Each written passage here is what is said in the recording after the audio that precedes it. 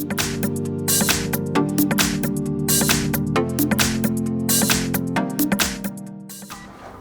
today I will show you how to factory reset a UPC Giga Box router.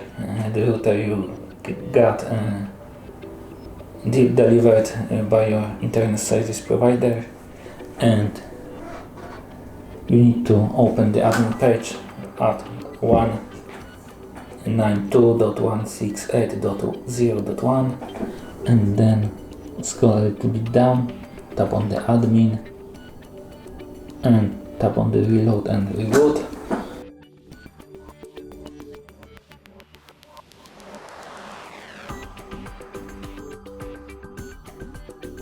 There find the restore to factory defaults and tap restore default and restore defaults one more to confirm to set all the settings to factory values. Thank you for watching. If you like this video, subscribe to our channel and give us a like.